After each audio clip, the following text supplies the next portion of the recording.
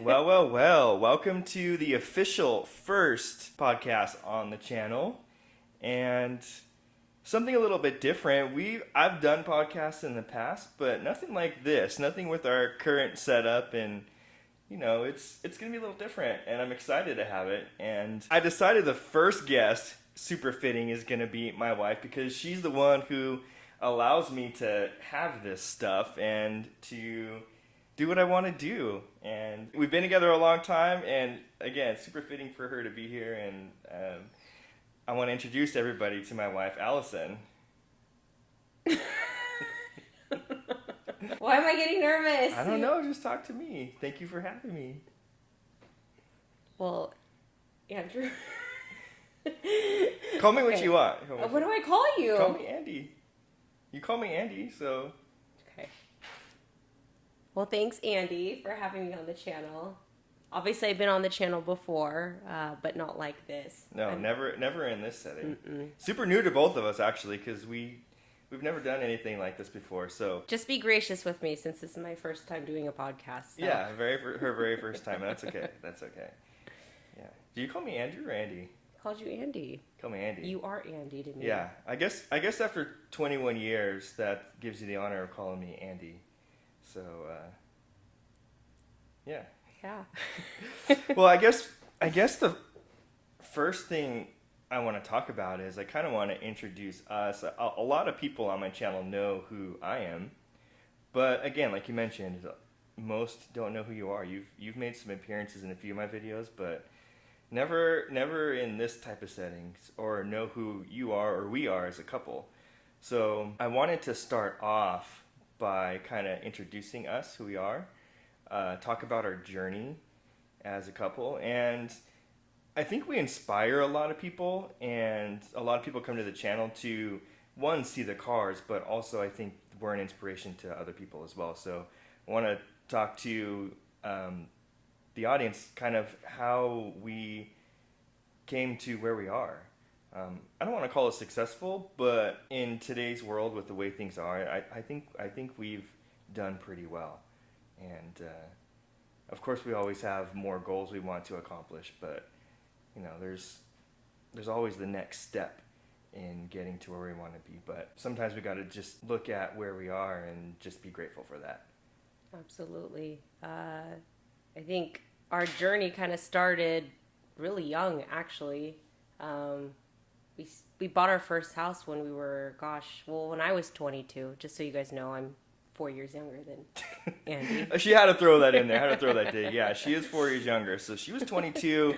I was, actually, you're 3.5. So I think I was 25 when we bought our first house. And that was a long time ago. The house prices have gone up quite a bit. Today's day and age, it's a lot harder for a 22-year-old or 25-year-old to afford a house. But having said that, I mean, back then houses were still like $350,000, and the rates were really high back then. I think our first rate on our house was like 6.85%. It was so high, and collectively, we were making like $75,000-$80,000 a year, both of us together.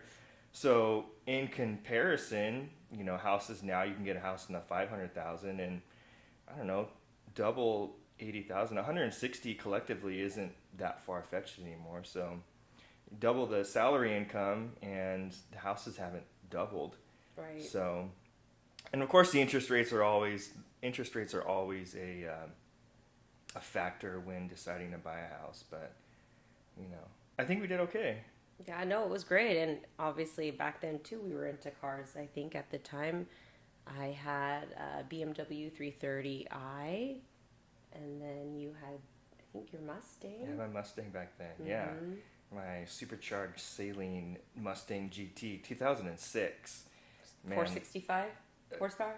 Well, it started at 465 horsepower, and right. Then I actually brought it to Saleen here in Corona, and they turned it into the Extreme, which was 550. That was So very back then, that was like 2008. Back then, 500 horsepower was quite a bit. It's not so much anymore, but it was quite a bit. And that was cool because we actually went to the Saline headquarters, which was actually in Irvine at the time, and it was huge. I remember Oh, doing that's the tour. right. That's right.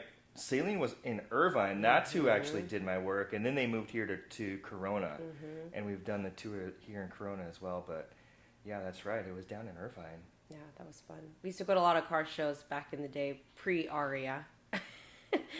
I still go. He to, still does. I don't go as often, but Yeah, you don't make it out to car shows as often, Right. but I still go to car shows quite a bit. So a lot of people who watch my channel have a favorite car, and I can tell you that the R8 is not the favorite car on the channel. Actually, it's the Ford F-150. But I wanted to ask you, we've had a lot of cars. You talked about your BMW. What is your most favorite car that we've actually ever owned? I would have to say it has to be the Porsche Macan that I had, which was right before we had Aria. I had a lot of fun in that car. We only had it for a very short time. That was right after I had my Infiniti, and then I had the Macan. But we couldn't fit the stroller in the back of the trunk, Yeah, I so we remember. actually had to get rid of it. It was a smaller platform. It was. I mean, I think our stroller was a little bit too big. I think we could have downsized. It was a jogger. I think we could have downsized the stroller a little Probably. bit. But yeah, I liked that car a lot too. That was fun. That was a fun car. It didn't have the most power in the world, but it No. definitely was a fun little car, and it was a Porsche. Well, what I loved about the car was the platform in terms of the stability of driving. Just it hugged the road. For sure. You know, you turned with it. I mean, just everything about it was. I don't know, it's a Porsche, like you said. For sure. Yeah, you're right. What about now? What's your favorite car that we have on the channel now? Now, Yeah. I mean, come on. Yeah, the V10. I love this car. I absolutely have such a great time in this car all the time. So Yeah, she gets to drive it from time to time. I should be driving it all the time. I let her drive it. But you're right. I think you're right. The V10 R8, it's a lot of fun. Definitely a lot of fun to drive. And it's loud. What do you like about it? The exhaust, Yeah. how fast it is. Yeah. I don't know. It's and obviously it's a beautiful car. I mean, you sit in it and you just get this huge smile on your face when you're in it. And then when you do the downshifts, those pops, I don't know, just it excites. It's something about that sound it's exciting. For sure. Yeah, I'd agree. It's definitely something that if you've never experienced sitting in a supercar or driving in a supercar, it's got to be a bucket list for a lot of people. It's definitely fun. I do, however, love the F-150 too. Ironically, I got actually rid of my Lexus. So I had the Macan and then I had the Lexus. And then both Andy and I ended up working from home, so we didn't need 4 cars. So we got rid of the Lexus. And now I drive actually the F-150. So a lot of times when you guys see that truck out, it's not Andy driving it. It's usually me. I'll get pictures. During the day, I'll get a picture of like the F-150 down in LA. They're like, "Hey, I saw you," and I'm like, "It wasn't me. It was my wife in the car." And they'll be like, "Oh, that's why you weren't waving." So people think that I'm not waving to them, but it's actually you in the car. Yeah. And the windows are super dark, so you can't see and you can't tell who's driving it. Right. All the time. And he'll tell me, he's like, "Oh, I saw that you were in LA or Orange County." Or like, "Hey, I'm glad you made it where you were supposed to go." I'm like, "Yeah, I did." And come to find out, one of his buddies texts him or DMs him on Instagram like, "Hey, I saw your truck." I'm like, "Yeah, that was me. That was me." So you guys are keeping tabs. Good thing, yeah. Good thing you are where you're supposed to be, right? Right. You watch my channel, obviously, and you've seen my channel grow over the course. You've seen the struggles that I've gone through. And I've done quite a bit of content. I don't only have car content. I kind of started doing some other stuff like life updates, and it was a vlogging channel. And a lot of that stuff is still up on the channel. But like I said, obviously you watch my content. What is your favorite content that I've done on my channel before? Well, I'm being a little biased, but I mean, I love the content between you and Arya. I mean, that's probably one of my favorite things, just because, of course, Arya's in it. I love the interaction when you guys do things together, whether it be going to car shows, working on the quad, or just hanging out, going to Target. Those are probably one of my favorite few episodes. Yeah, she's fun. She's definitely fun to film with. And she's a little character, too. Like, once she gets comfortable, she, ever since she was little, she didn't really like the camera. No. She'd always, like, shy away from it. But once she gets into her zone and it's just, like, she forgets that the camera's there, she's really into it. Yeah. And she's her little own person, which is crazy. For sure, for sure. Yeah. But I love those. And then, of course, I think, too, your channel, I think a lot of people like the F-150. I do like that contact, too. I think when you go out and do the trails, like, I think especially when we went to Big Bear and did that trip to the trails with all the snow, that was fun. It was scary, but fun. And, everybody's slipping. I mean, yeah, hindsight, it was not fun, but now it's hilarious. Yeah, that was crazy. That was definitely a crazy trip where we had to we had to actually use the equipment that we brought because a few people got stuck. Yeah. And yeah, that was pretty crazy. It was fun. Definitely the F-150 is a lot of fun. I really enjoy taking that out. And actually when I drive it, I think it gets more attention than the R8 does. Which is crazy. It's so crazy, right? I get thumbs up all the time in the F-150.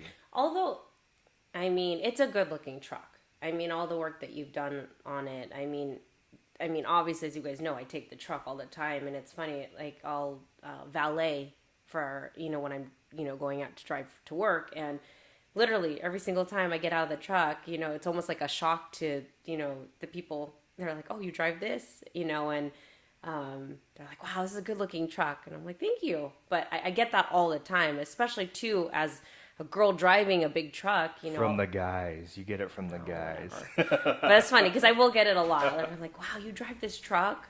They get surprised. So.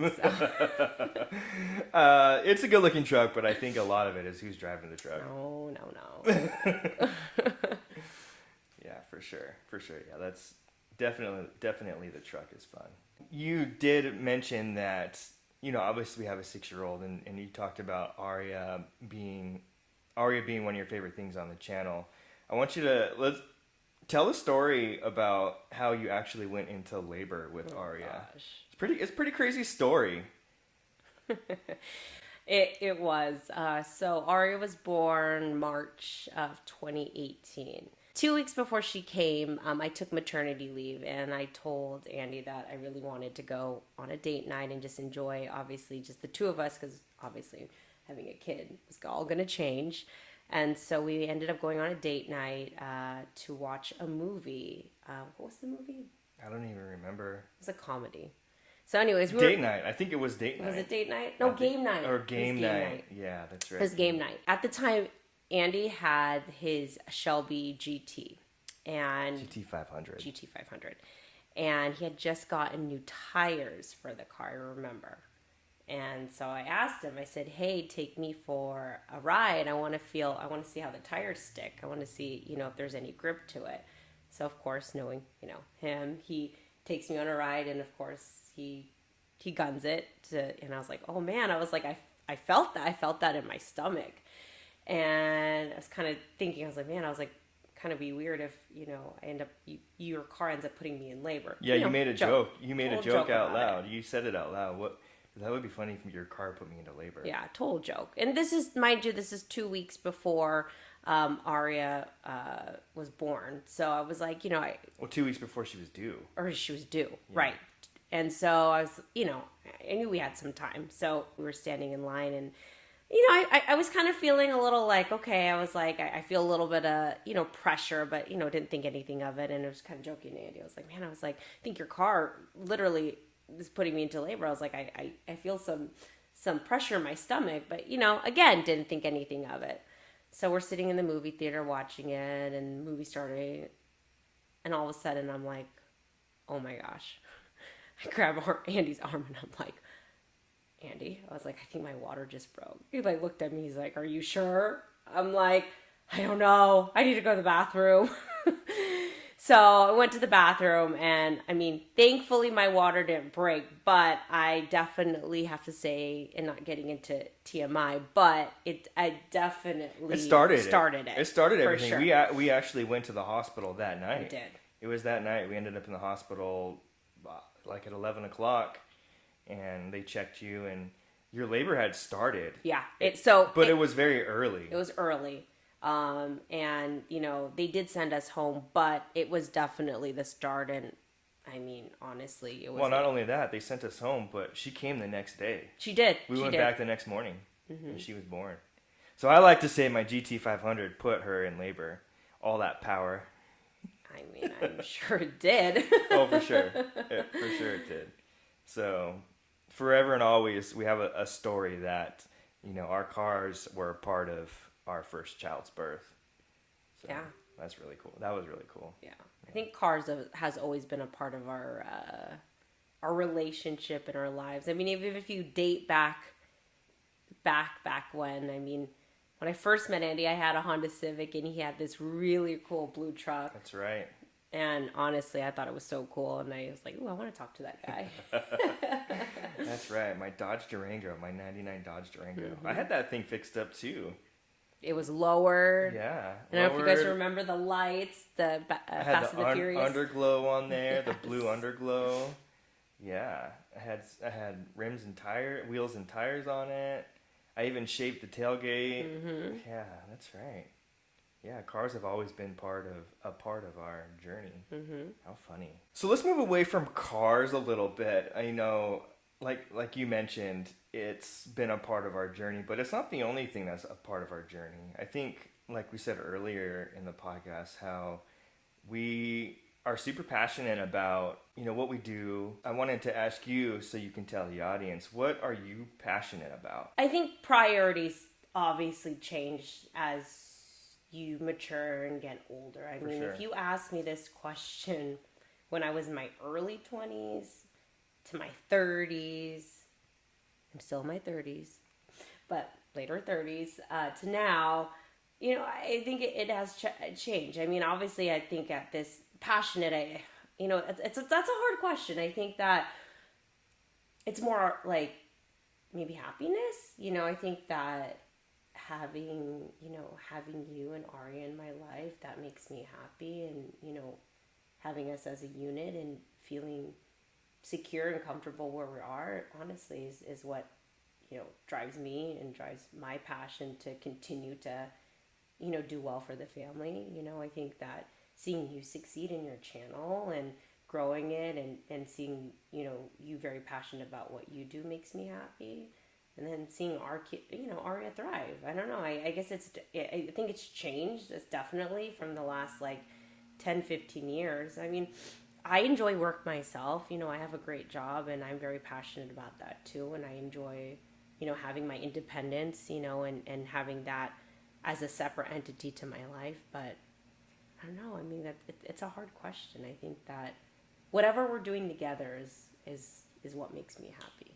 Yeah, I would tend to agree. It's evolved over time, where before we were super driven, we wanted to make money, like you said, we wanted to live comfortably, which when we talked about our first house, when we first bought it as 22-year-olds, I don't know if you remember, we didn't even have furniture. We had First year, we didn't have furniture. For the first year, we had a 4-bedroom house, and we had lawn chairs in our living room to sit down. And we didn't even have cable TV. Yeah. We were watching movies, We were eating top ramen. We had a house, yeah, but nothing to put into it. I will tell you, though, the best memories were the first few years. I mean, we were young. So our friends were so excited that we had a house, and the amount of parties we had at the house, the amount of memories we built in that house. I mean, as much as I would say was empty of furniture, was empty, it was full with memories. Oh, for sure. For sure. Yeah, I definitely agree with that. We had a lot of memories in there. A lot of fun memories, for sure. We were known as the Halloween party house.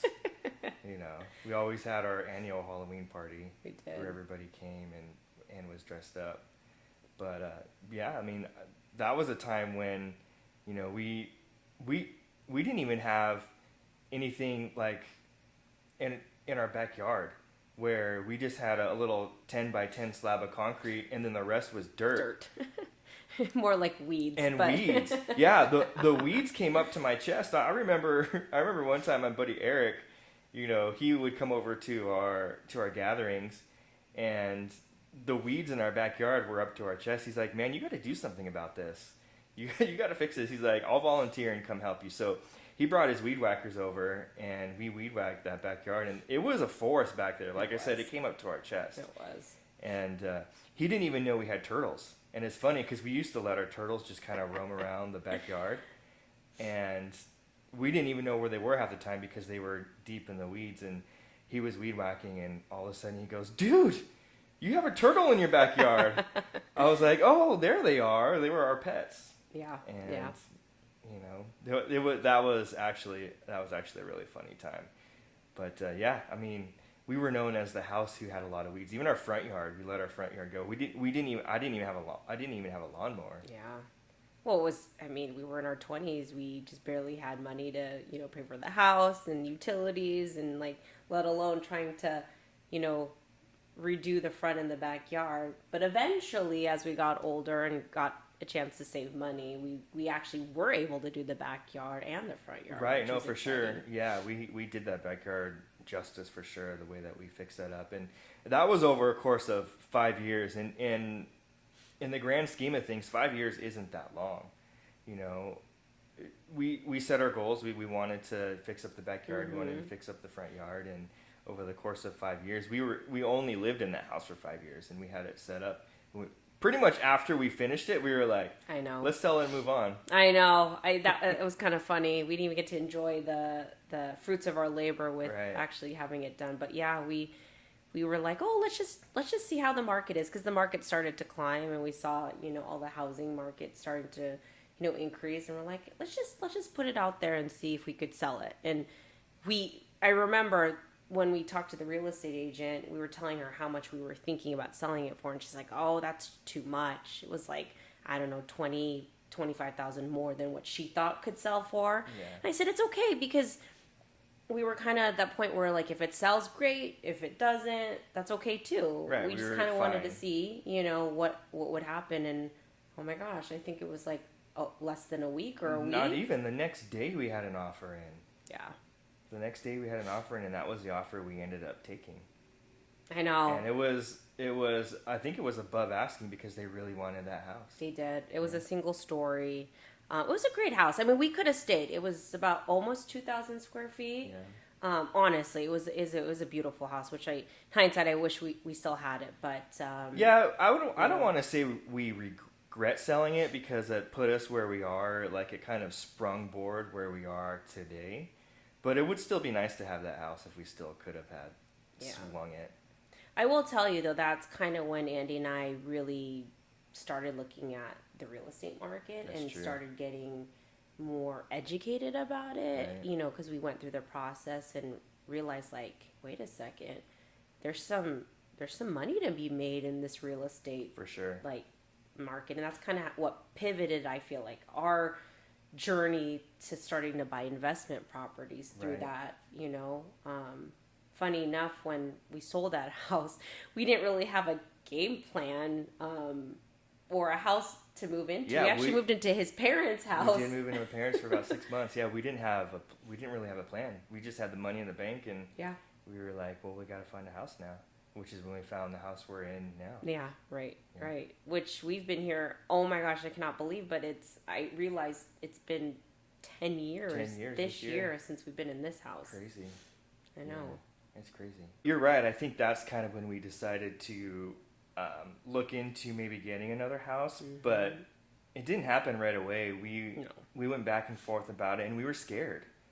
We were still in our 20s, and buying another house, and at that time, it was a scary decision. When we actually officially decided to do it, it was scary. We went through actually quite a bit of. It was kind of a roller coaster getting our first rental property, which we actually moved out of this house for a year. We moved into that house for a year because, of course, to get the best rate, Right. it needed to be a primary residence. And so we moved into there, rented this house out, Mm-hmm.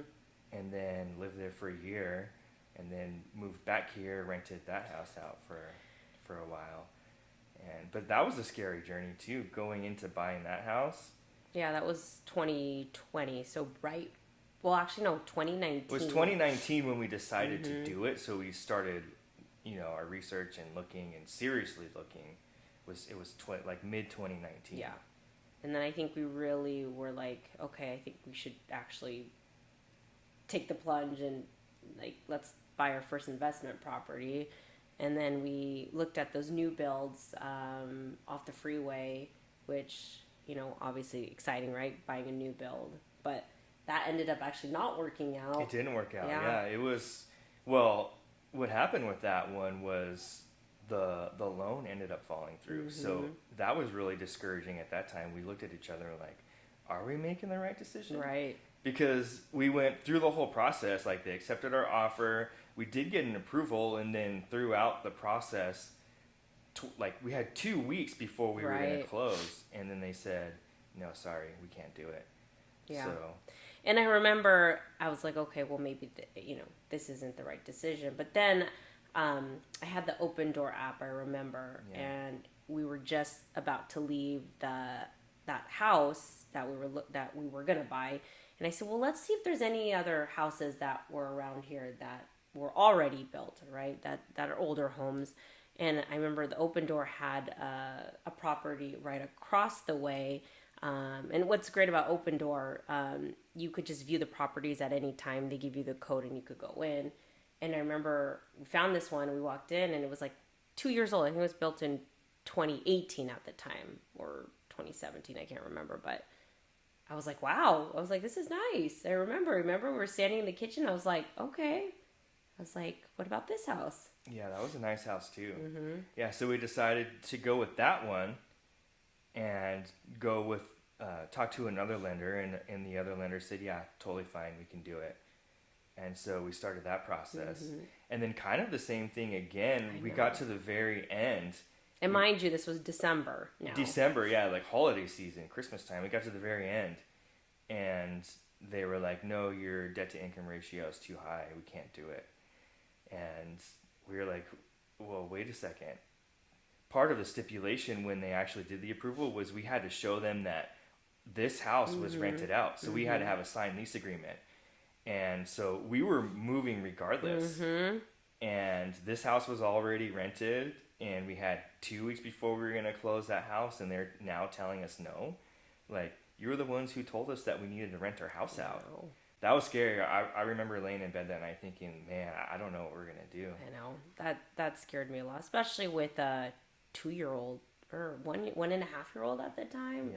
Yeah. I mean, obviously at the end of the day, we probably would have figured it out and probably would have had Yeah, a rent. I don't really remember what the reason was, but like I said, it was DTI, and I think one of us ended up getting a raise or something, and that just put us barely over what the threshold is, and they ended up finally saying, yeah, we'll do it. So we did it. And we closed January 3rd. We closed January. So Christmas time, and then we closed right after New Year's, January of 2020, which, of course, we all know what happened in 2020 in March. So that's a whole nother story, too. That was pretty crazy because, now we have somebody renting our house out. And during that time, we didn't really know what was going on with the shutdowns. And we both got furloughed at work. And that was crazy. That's kind of when we started our side hustles, and now skyrocketed us to kind of where we're at today with, this car. Right. And the side hustles are really what helped us get through that time. Which was, I think, a huge blessing in disguise because I also don't think you would have started your channel and doing what you were doing if both of you and I weren't furloughed. I think that was kind of a push moment for us to be like, okay, obviously right now we're furloughed. We don't know what's going to happen. Right. Let's just try to do something else that could suffice our income. Yeah, for sure. It was sink or swim. We had to do something. And I think what we did was we just grinded it out, and we started looking at what other options of income in other multiple income streams, and it was a blessing in disguise. I know for a lot of people that time was very difficult, and it was difficult for us too. But in hindsight, we moved past it. We got to spend a lot of time with I Aria. know. You know, for her, being 1, 2 years old, not very many people get to spend that much time with their kid, Yeah, with their children. we had 3 months Yeah. off together. I mean, fortunately, both you and I were asked to come back to work, which was great, That was and great. I'm very thankful for that. Um, I wish I enjoyed it a little bit more, just because it was just so unknown if we were going to come back, but we Yeah, did. yeah. We came back in June, both of us, to work. But yeah, that 3 months, how fun that was. That was a fun time. Yeah, fun time. Scary, fun, exciting. We had 2 houses at that time, and again, that's kind of what continued our. We looked at our situation, and we were like, we can continue doing this. So we ended up getting a house in Florida, acquiring another property, and that kind of just kick-started everything and brought us to where we are today. Yeah, yeah.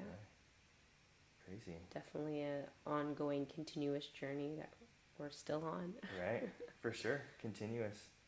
Yeah, never ending. So having been through all of that, where we are today, what's next for us? What do you think's next? Ooh, that's a loaded question. Yeah, for sure. I mean, obviously, I would love to buy another property. Yeah. I think we're always looking, right? I think that, I mean, anytime there's open houses or new builds, we're always looking. I would love to buy, I feel like owning another house in California would be great.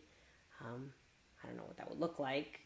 Or even going back to Florida and buying another property out there. But I definitely would love to have another home under our portfolio. Yeah, we looked in Texas and Arizona. I think those are some good places too. I wouldn't mind having a property in Texas and kind of like a hop, skip, and a jump to Florida, because my family's in Florida. Right. And it's kind of like, go to Texas and then to Florida. I would love to do Arizona too. Arizona would be nice as Yeah. well. So that's Or definitely. GT3 RS. I thought the next car was going to be my choice. Yeah. Yeah, you want a GT3 RS. I mean, yes, of course, having another car on the channel would be great too. I'm sure you guys would love to see that as well. So, I mean, obviously, that's what Andy talks about. But I don't know. I mean, we're having fun. I feel like, and we're enjoying it. So. Yeah, I think right now we're kind of just enjoying the moment. We're kind of just, we're not old. We're middle-aged, but Don't say that. But You are. I'm not old. I'm not old. You called us But- middle aged.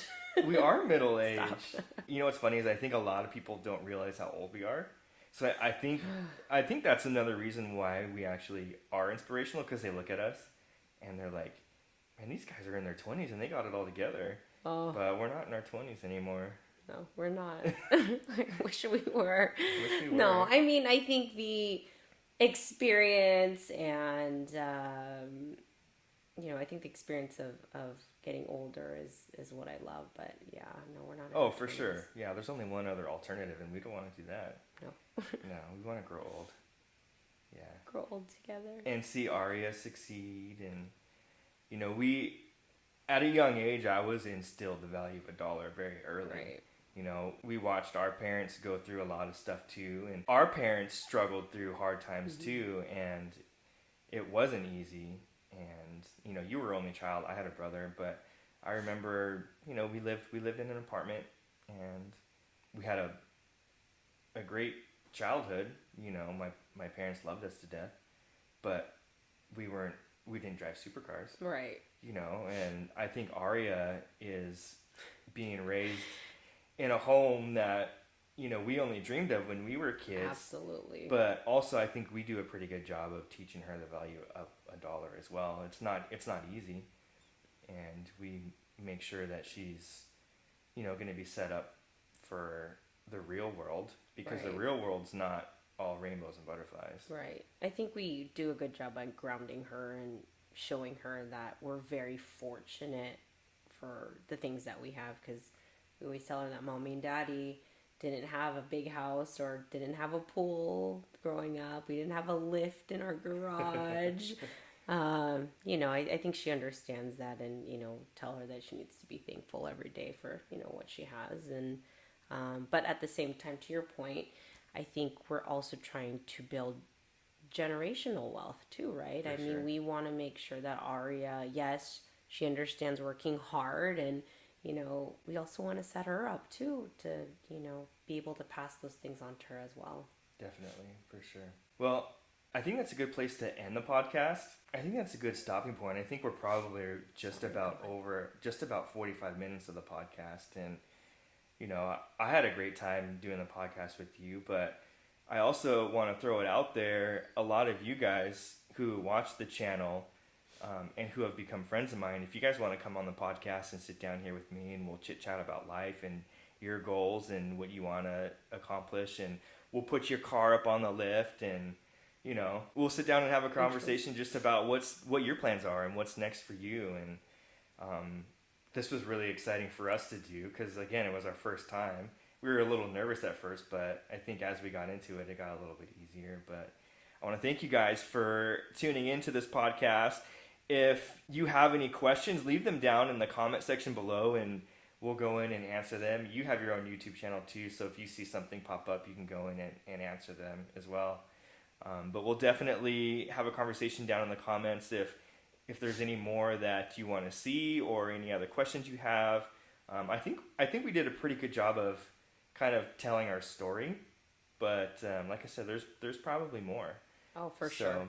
I mean, obviously, if you guys want me back on the channel. Yeah, let us know if you want her back. Want me back. We'll definitely do this again. We did have an outline of kind of how we wanted the conversation to go, but we definitely went off script, and I think we hit all the bullets on our outline, but definitely just in the conversation format, I think was a lot of fun. Yeah. New, exciting, and fun. It was fun. I enjoyed it. I was a little nervous, like I said, but it was fun. Yeah. Well, thanks for coming on to my first podcast. I really appreciate it. Of course. Yes. Wifey's always going to support her husband. Nice. Well, thank you guys for tuning in. Please give the video a thumbs up. It really does help us out. And also subscribe to the channel for more podcasts. I'm going to try and do a podcast a week, which might get kind of hard because I'm doing all the other stuff I'm doing all the shorts and trying to get a vlog up as well. But a podcast a week I think is definitely attainable. If one of you guys want to come on, if one of you guys wants to come on, definitely let me know. Send me a DM on Instagram. I have an Instagram, TikTok, and Facebook, so you can reach me on all of those. And we'll see you guys in the next one. Peace.